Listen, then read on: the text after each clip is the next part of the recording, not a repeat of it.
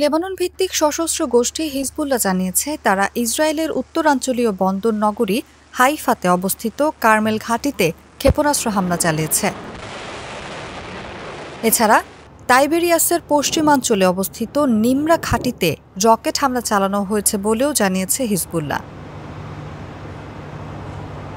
রোববার ইসরায়েলের বিভিন্ন স্থানে দফায় দফায় হামলা চালিয়েছে হিজবুল্লাহ।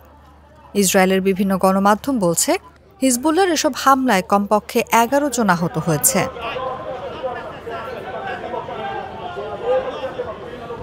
হাইফার কাছাকাছি বসবাস করেন এমন একজন ইসরায়েলি নাগরিক জানিয়েছেন তিনি ভয়াবহ শব্দ শুনতে পেয়েছেন। পরবর্তীতে তিনি রেডিওর খবরে জানতে পেরেছেন যে ওই এলাকায় হামলা চালানো হয়েছে।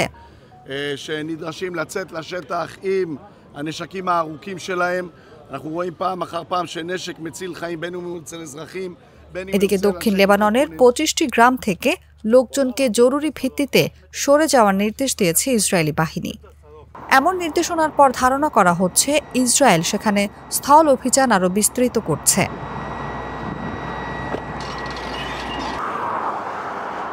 ইসরায়েলি সেনাবাহিনীর মুখপাত্র আভিচাই আদরাই বলেন, হৌলা, মেইস, এল জাবাল এবং বিলদা এলাকার লোকজনকে তাদের বাড়িঘর ছাড়তে হবে অথবা নিজেদের জীবনকে বিপজ্জনক পরিস্থিতিতে ফেলতে হবে।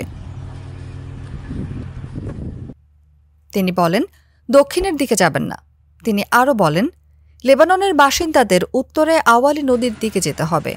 গত 1 বছরে দক্ষিণ লেবাননের বেশ কিছু তালিকাভুক্ত গ্রামে বারবার বোমা হামলা চালাচ্ছে ইসরায়েলি বাহিনী।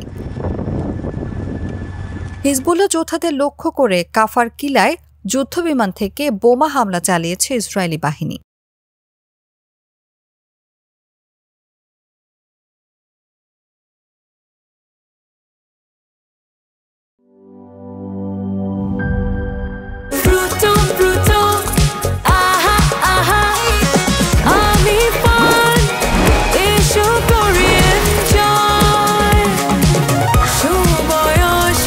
প্রাণ ফ্রুটো, সময় অসময় ফ্রুটোময়।